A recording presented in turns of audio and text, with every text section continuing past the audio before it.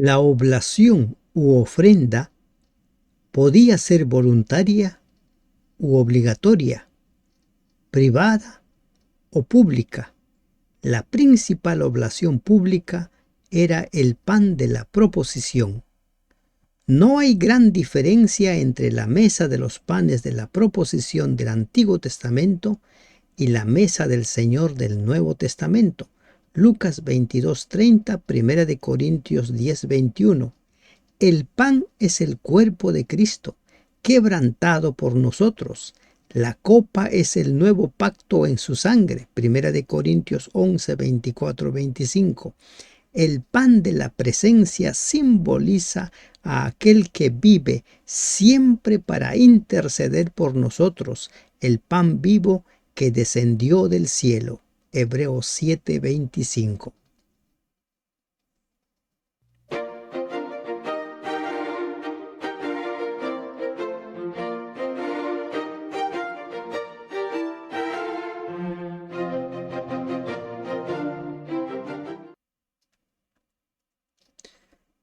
Perlas del libro de Levítico.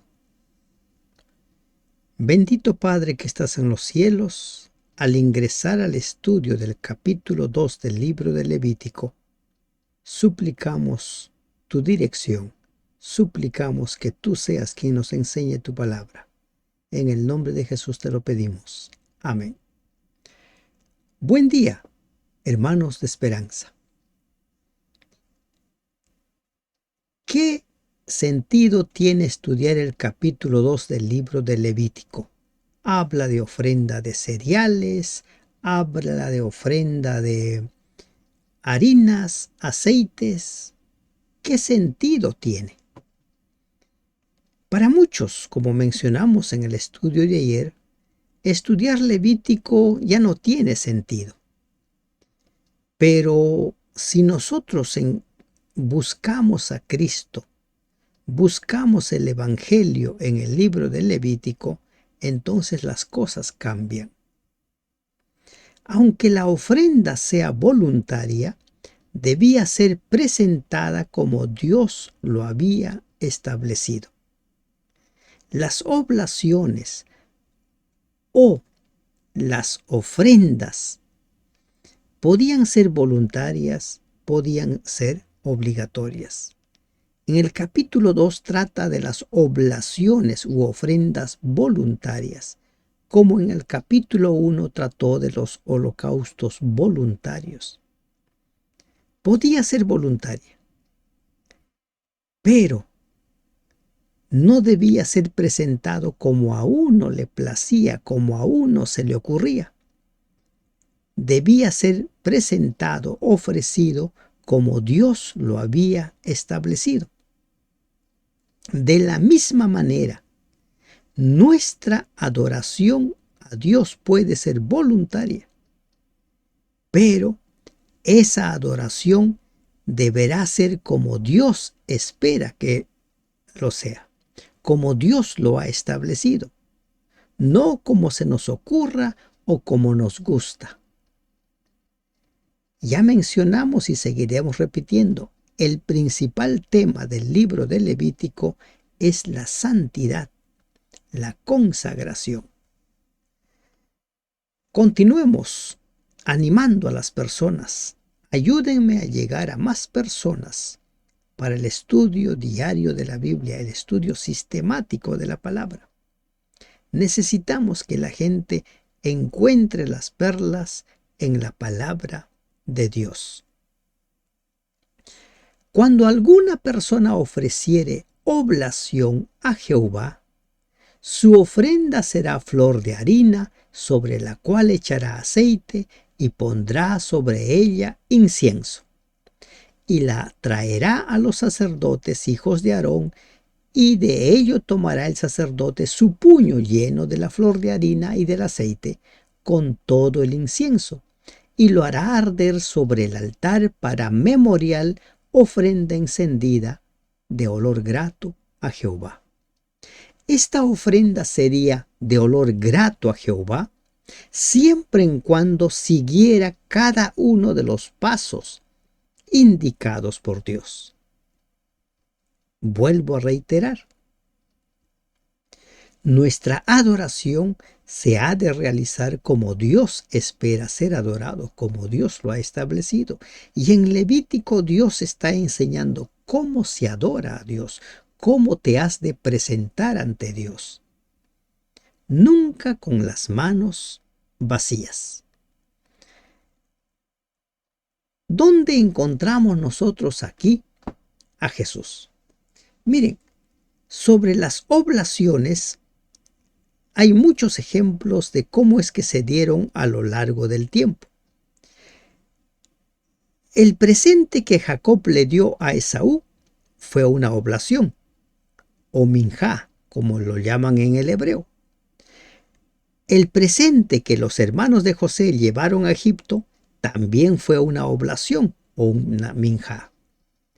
También se usaba esa palabra para indicar el tributo pagado por los pueblos que habían sido vencidos, segunda de Samuel 8, 2 al 6. Estos presentes indicaban sumisión y dependencia.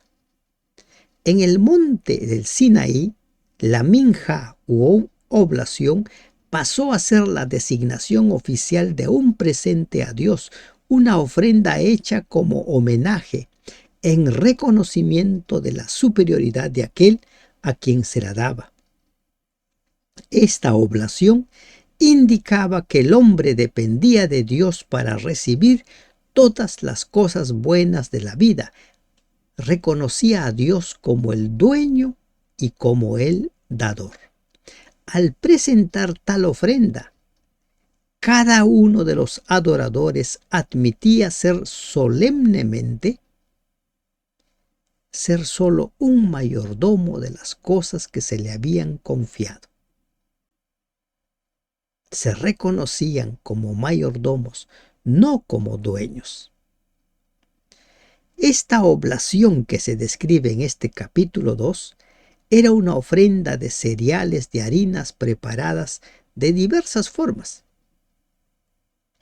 Así como había holocaustos públicos e individuales o particulares, también hay oblaciones públicas e individuales.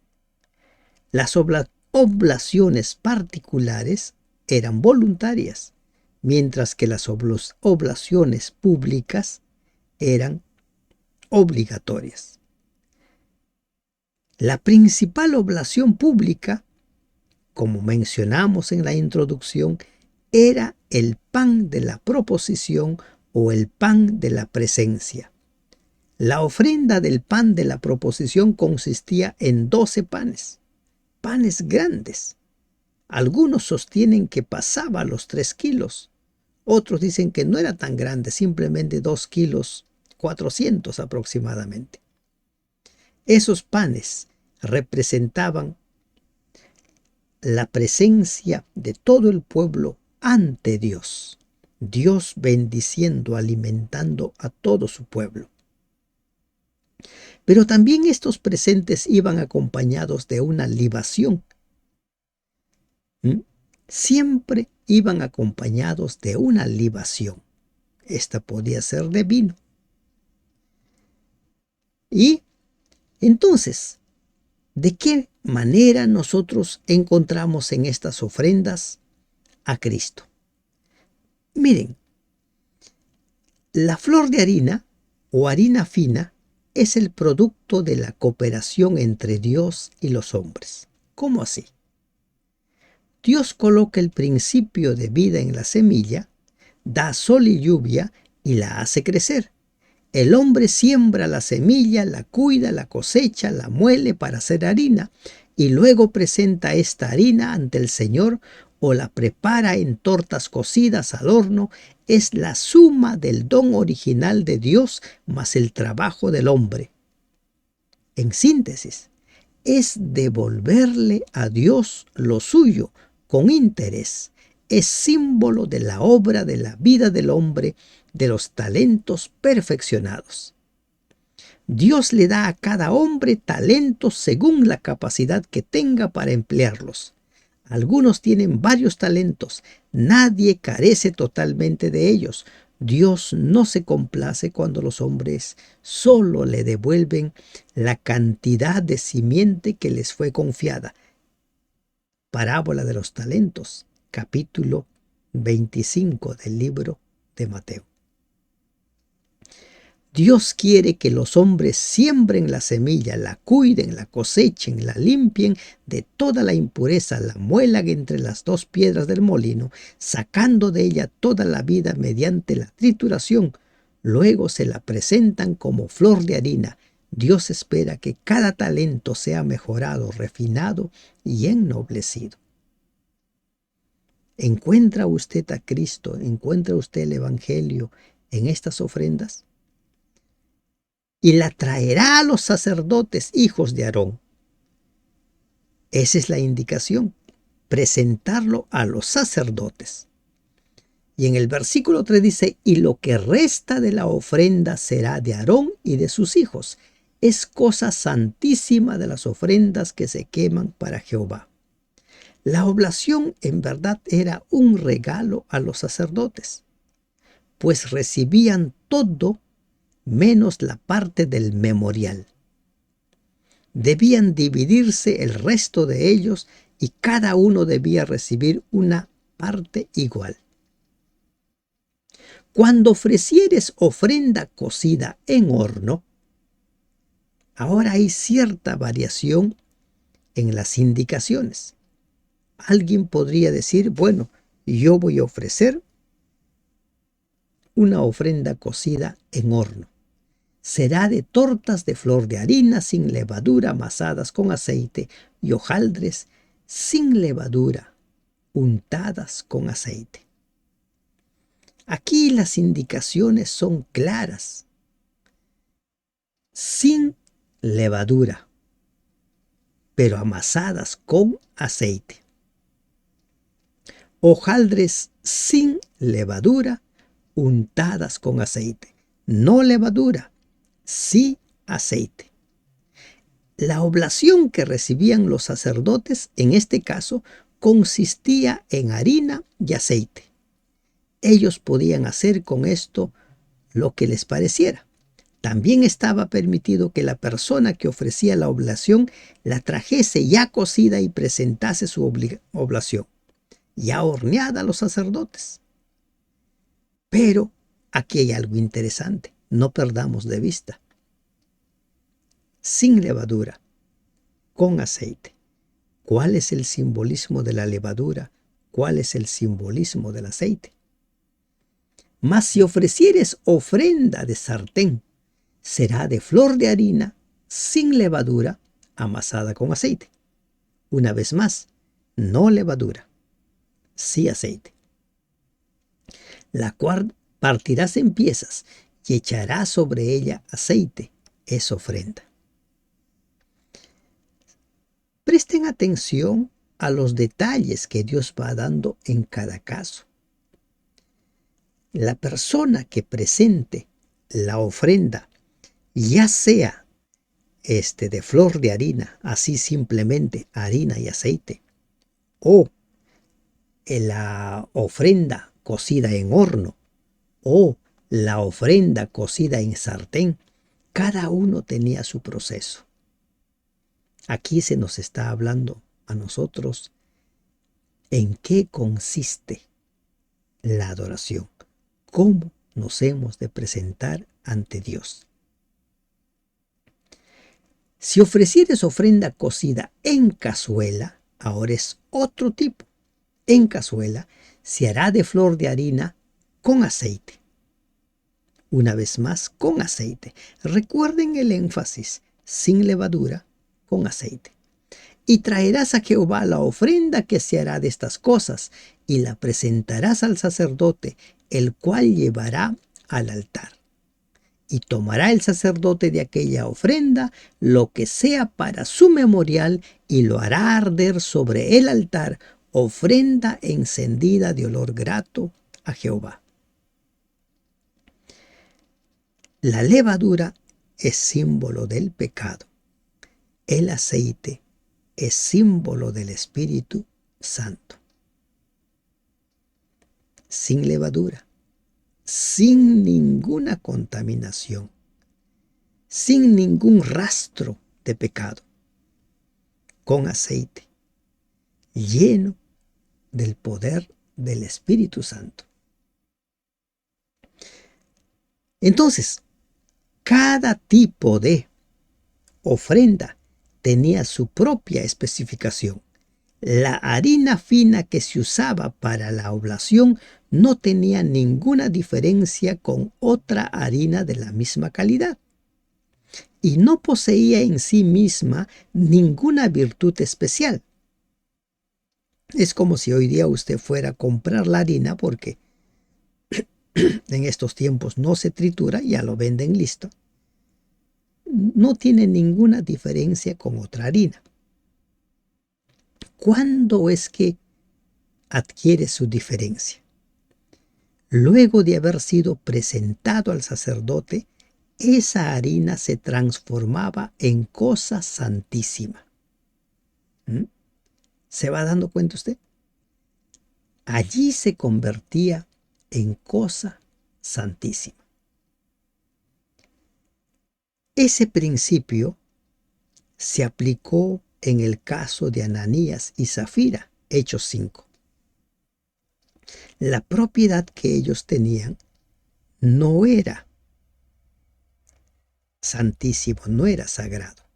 Pero cuando ellos ofrecieron esa propiedad, se convirtió en santísimo, dedicado al Señor. Dedicado al Señor. Cuando se toma Jericó, la orden es que todo debe ser destruido. Todo. Había sido decretado que era anatema, debía ser destruido.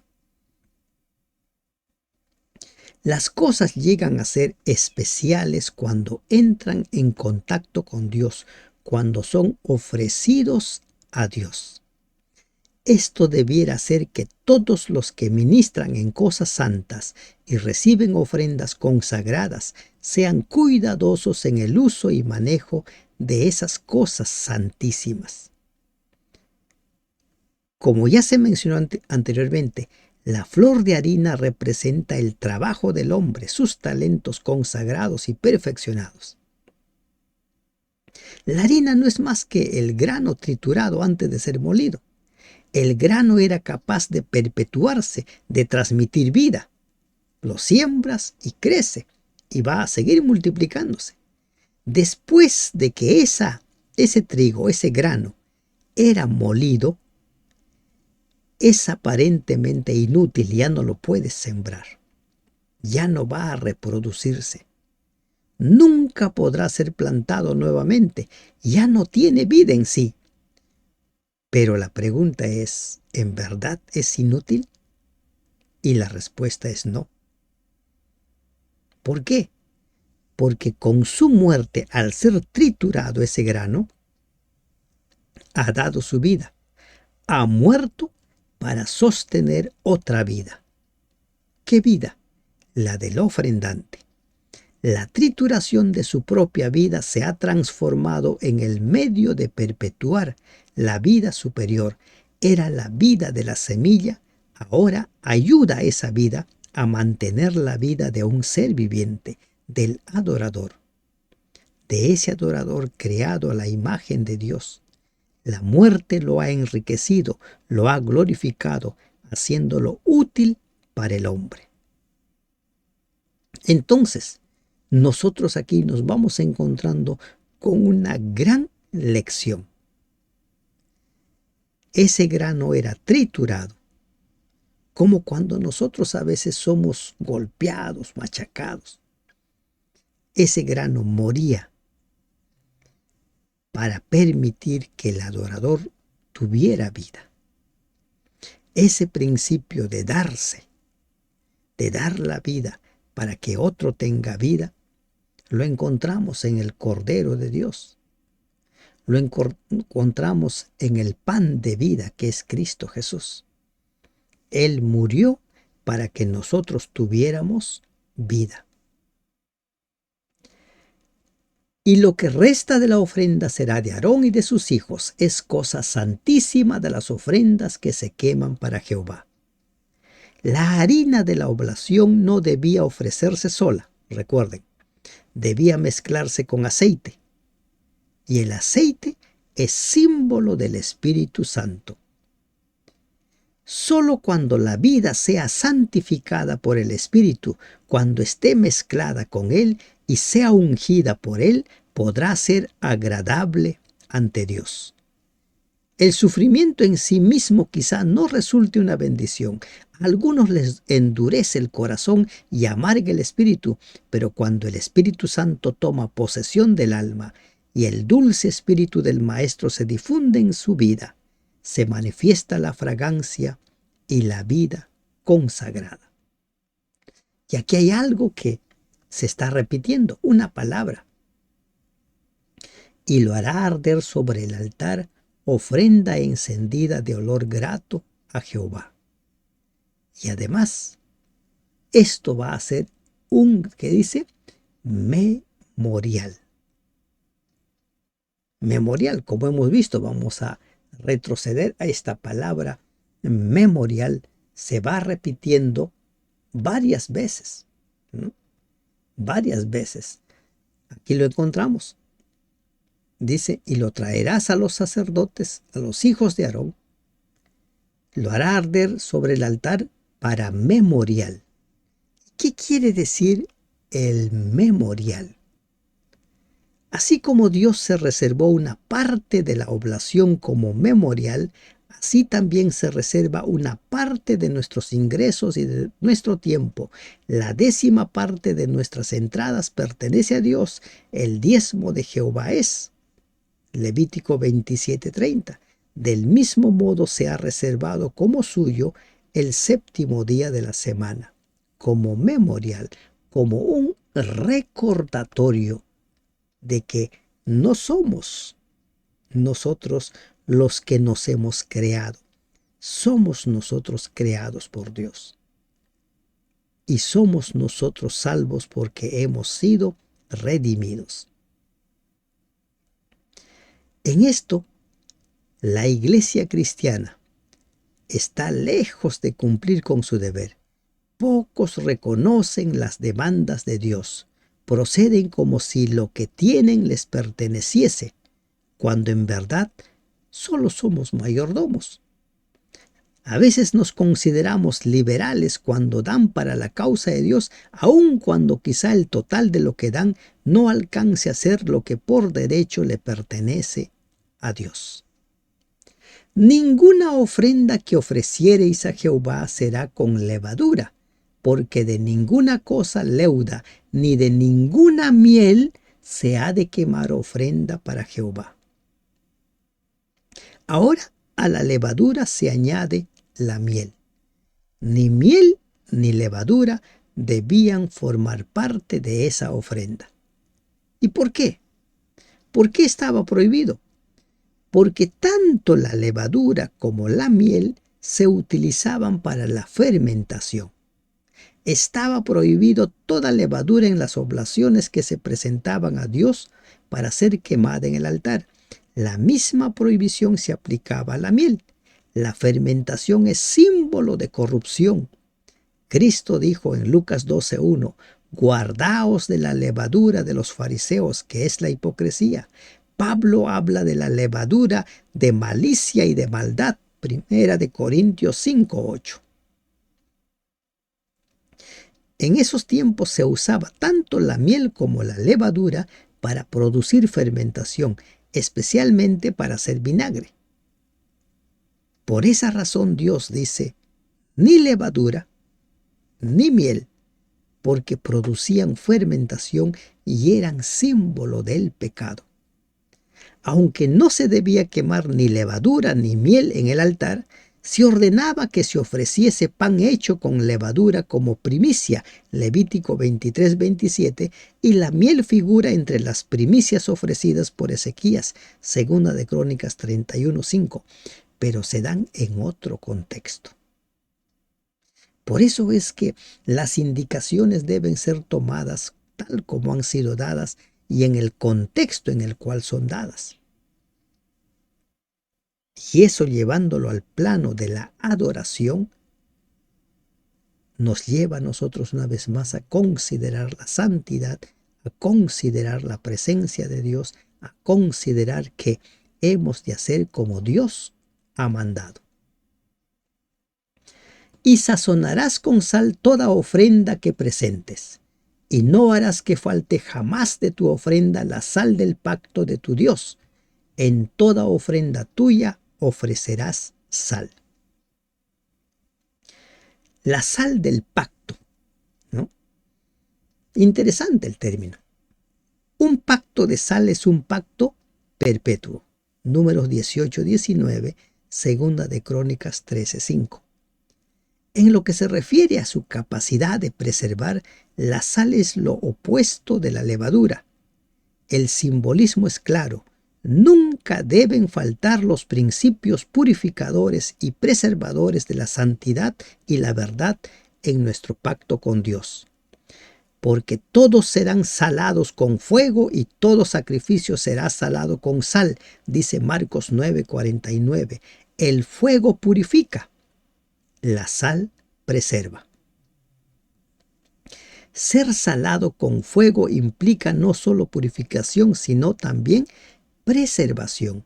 Dios desea tener un pueblo puro, un pueblo limpio, un pueblo santo, un pueblo cuyos pecados hayan sido perdonados. Con solo pedirlo pueden obtener el poder preservador de Dios. No solamente han de llegar a ser limpios y santos, sino que además han de mantenerse en esa condición. El fuego con el cual han de ser salados no destruye, sino purifica. Primero hemos de ser limpiados, luego preservados, salados con fuego y salados con sal, purificados y luego preservados puros. ¡Qué maravillosa provisión de nuestro Dios! Si ofrecieres a Jehová ofrenda de primicias, tostarás al fuego las espigas verdes y el grano desmenuzado, ofrecerás como ofrenda de tus primicias. Y pondrás sobre ella aceite y pondrás sobre ella incienso, es ofrenda. Paso a paso, detalle tras detalle. El grano tierno, dice la versión Jerusalén, se refiere aquí a tales cereales como trigo, cebada, centeno o avena. Las ofrendas que se preservarían. Y cada una de estas ofrendas simbolizaba a aquel que fue herido por nosotros y por cuya llaga fuimos curados. Cristo Jesús. Isaías 53:5. Entonces, las diversas oblaciones presentaban a Cristo como el dador y sustentador de la vida, aquel en quien por quien vivimos y nos movemos y somos. Hechos 17:28. Así como los holocaustos representaban la consagración de la vida, las oblaciones requerían la consagración de los recursos. Esta consagración debe ser precedida por la consagración de la vida. Primero nos damos a nosotros mismos y luego consagramos nuestros bienes. Como sucedió con los macedonios, que primero se entregaron a sí mismos y luego dieron de sus recursos. El Evangelio no da lugar para la consagración de la vida sin la consagración de los recursos. Tampoco puede haber esta consagración sin la consagración de la vida. Las dos deben ir unidas, combinados, constituyen un sacrificio completo, un olor grato para Jehová, como dice Levítico 1:9. Debe hacerse resaltar la idea de la mayordomía. La gente debe entender que somos mayordomos, no somos los dueños. Somos los que administran los bienes que el Señor nos ha dado. Y el sacerdote hará arder el memorial de él, parte del grano desmenuzado y del aceite, con todo el incienso, es ofrenda encendida para Jehová.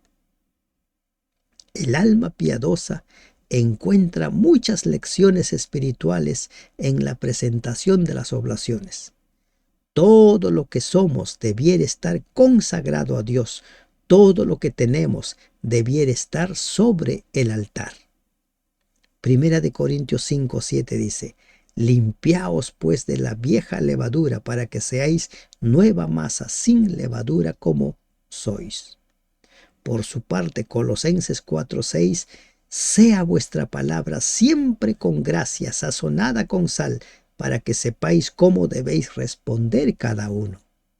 Marcos 9:50: traed sal en vosotros mismos y tened paz los unos con los otros. Finalmente, en el servicio de Dios no podremos sustituir los planes de Dios con nuestras propias invenciones y nuestros propios métodos, aunque para nuestro gusto, estos sean tan dulces como la miel.